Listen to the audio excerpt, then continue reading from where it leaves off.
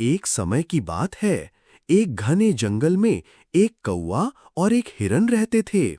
दोनों में गहरी दोस्ती थी। कौवा अक्सर ऊंचे पेड़ की डाल पर बैठा रहता और नीचे चरते हुए अपने दोस्त हिरन के लिए सबसे हरी और मुलायम घास खोजता रहता। हिरन भी उस घास को बड़े चाव से खाता और धीरे-धीरे मोटा ताजा हो गया। एक दिन उस मोटे हिरन को देखकर एक चालाक लोमड़ी के मुंह में पानी आ गया। उसने सोचा, वाह, कितना मोटा हिरन है। अगर ये मेरा भोजन बन जाए तो मजा आ जाए।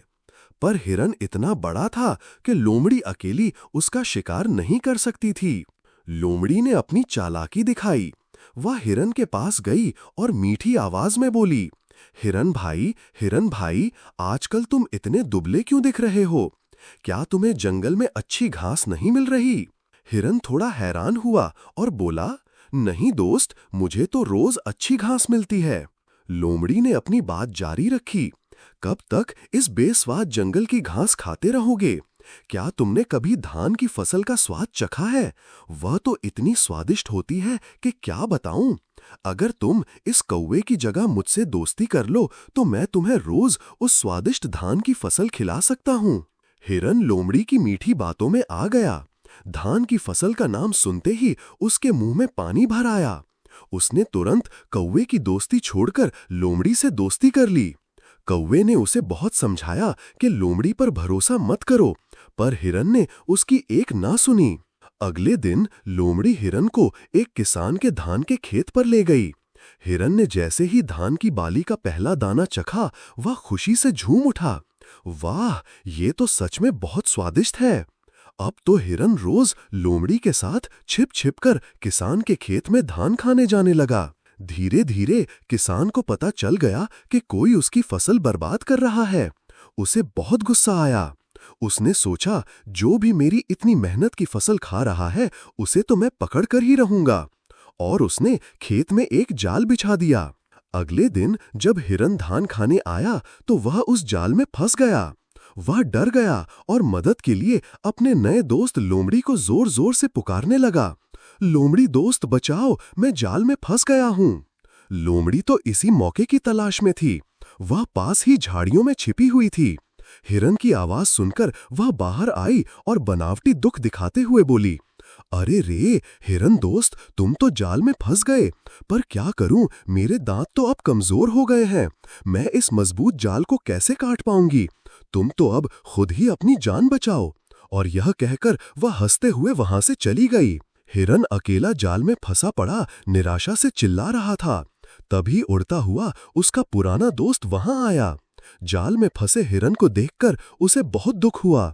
वह हिरन के पास पेड़ पर बैठ गया और बोला, क्यों दोस्त, धान की फसल खाकर बड़ा मजा आ रहा था ना? हिरन को अपनी गलती पर बहुत पछतावा हुआ। उसकी आंखों में आंसू आ गए। वह बोला, मेरे प्यारे दोस्त कौवे, मुझे माफ कर दो। मैंने तुम्हारी बात नहीं मानी और इस चालाक लोमड़ी के चक्कर में पड़ गया। प्लीज एक बार मेरी जान बचा लो। मैं वादा करता हूं कि अब कभी ऐसी गलती नहीं करूंगा। कौवे का दिल पिघल गया। उसने कहा, ठीक है दोस्त, मैं तुम्हें जरूर बचाऊंगा। सुनो, जब मैं 3 बार काऊ काऊ चिल्लाऊं तो तुम मरने का नाटक करने लगना। और फिर जब मैं दोबारा 3 बार काऊ काऊ बोलूं तो तुम पूरी ताकत से 2 छलांग लगाकर इस खेत को पार कर जंगल की ओर भाग जाना। थोड़ी देर में किसान लाठी लेकर खेत पर आ गया। किसान को आता देख कौवे ने जोर से 3 बार काऊ काऊ की आवाज निकाली, जो हिरन के लिए इशारा था। इशारा सुनते ही हिरन ने अपनी आंखें बंद कर लीं और ऐसे लेट गया जैसे वह मर गया हो। किसान ने देखा कि जाल में एक मरा हुआ हिरन फंसा है। वह मन ही मन खुश हुआ और बोला, यही वो है जो रोज मेरी फसल खाता था। चलो अच्छा हुआ, आज ये मेरे जाल में फंस गया। पहले जाल काटकर इसे बाहर निकाल लेता हूँ, फिर घर ले जाकर इसका मांस खाऊंगा। किसान ने जाल काटना शुरू कर दिया और जैसे ही उसने जाल हटाया और हिरन को अलग रखने के लिए थोड़ी दूर मुड़ा, कौवे ने फिर से 3 बार काऊ काऊ की आवाज दी। यह हिरन के लिए भागने का इशारा था। इशारा मिलते ही हिरन ने अपनी पूरी ताकत लगाई और 2 बड़ी छलांगे मारकर खेत को पार कर लिया और जंगल की ओर भाग गया। गुस्से से लाल हुए किसान ने देखा कि हिरन भाग रहा है। उसने आपा खो दिया और अपनी कुल्हाड़ी उठाई और हिरन की ओर फेंक कर मारी। हिरन तो तेजी से भाग गया, पर वो लालची लोमड़ी जो हिरन के मरने का इंतजार कर रही थी, वहीं पास में दुबकी बैठी थी। किसान की फेंकी हुई कुल्हाड़ी सीधे उस लोमड़ी को लगी और वहीं ढेर हो गई। उधर हिरन तेजी से जंगल की ओर भागा। उसके चेहरे पर खुशी और राहत थी। ऊपर आसमान में कौवा भी उड़ रहा था और दोनों दोस्त फिर से एक साथ अपने प्यारे जंगल की ओर जा रहे थे। हिरन को अपनी गलती समझ आ